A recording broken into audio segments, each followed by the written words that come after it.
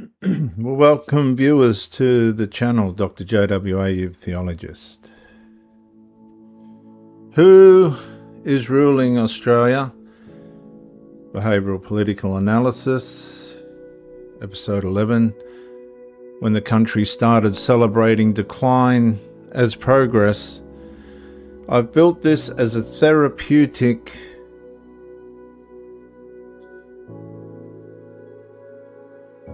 dream for suffering Australians. In episode 10, I explored the growing emotional and cultural displacement many Australians feel beneath expansion, saturation, that's migration saturation, and declining stability. In this episode, I'm going to examine the psychological fracture that emerges when worsening conditions continue being politically publicly framed as successful. Thank you for joining me. Episode 11, when the country started celebrating decline as progress. And viewers, at first the optimism still felt believable. Growth, opportunity, transition, modernisation. Australians were told the country was moving forward, even while ordinary life kept becoming harder, not only to emotionally carry, existentially to carry underneath the language surrounding it. And for a while, many people still tried to believe both realities could somehow coexist. But slowly, another recognition has begun surfacing beneath the exhaustion. The country was no longer solving deterioration. It was learning how to narrate deterioration positively. A woman stands inside a supermarket self-checkout beneath flickering fluorescent silence, quietly removing items out of basically sufferance before paying, and the overhead screens continue advertising confidence, investment, expansion, and national resilience, while the trolley becomes smaller. But the language doesn't. The contradiction here, viewers, matters enormously because Australians begin psychologically destabilising. Once lived suffering and official optimism start moving in opposite directions for too long without honest reconciliation between them. We're all seeing it. The roads have grown busier, the services slow further, the rent climbs are beyond higher, the waits stretch longer, and the households tighten harder. Homelessness is now clearly visible. Yet, every political announcement still arrives wrapped in carefully managed positivity, explaining why the future remains strong. But for the average Australian, it just doesn't. And somewhere inside this political repetition, many Australians quietly begin adapting to something profoundly dangerous. And that is, viewers, the normalisation of decline presented as progress.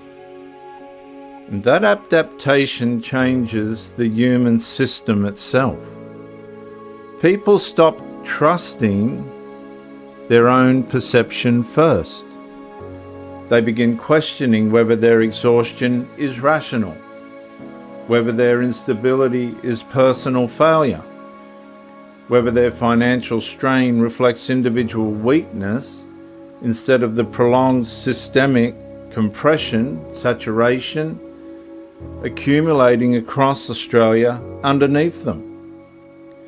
And so the nervous system starts negotiating against reality to preserve some kind of way of holding on to psychological stability. It's not easy right now in Australia. A father sits inside traffic beneath heavy rain after another overtime shift while hearing another optimistic economic update through the radio speakers. The fuel lights grow orange against the dashboard.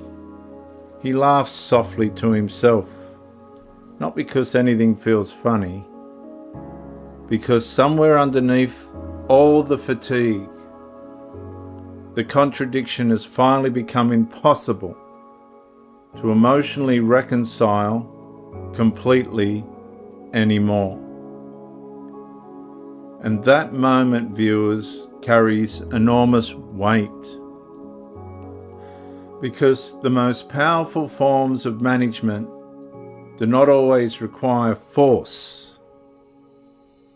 Sometimes populations become easier to contain once people are trained to reinterpret deterioration itself as necessary progress, temporary adjustment, or misunderstood improvement, still supposedly arriving later.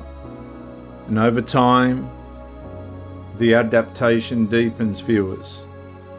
Disappointment becomes routine, delay becomes expected, exhaustion becomes ordinary, and hope survives only in controlled fragments, strong enough to preserve participation without restoring genuine stability underneath it. And viewers, this is where traumatic societal fatigue becomes existential, and that is where Australians are right now. Not merely because conditions worsen, but because reality itself starts feeling existentially negotiable. The body carries depletion while the language surrounding it continues insisting things are improving. And eventually people begin emotionally splitting themselves in two. The public version still participating, and the private version quietly struggling to keep believing what it already knows internally.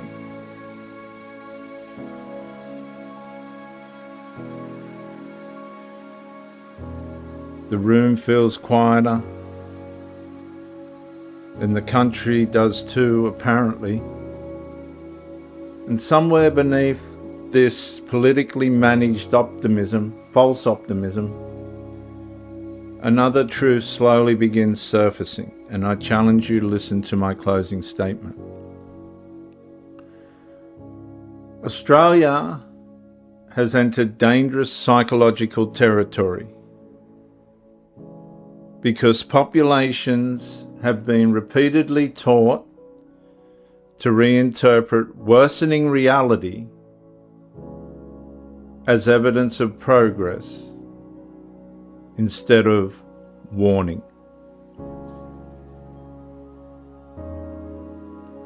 I'm Dr. J.W. Ayub, theologist since 1994. Like, subscribe, comment to educate me, and share the video to help somebody else. And I'll see you in the next episode, when Australians stop feeling at home in their own future.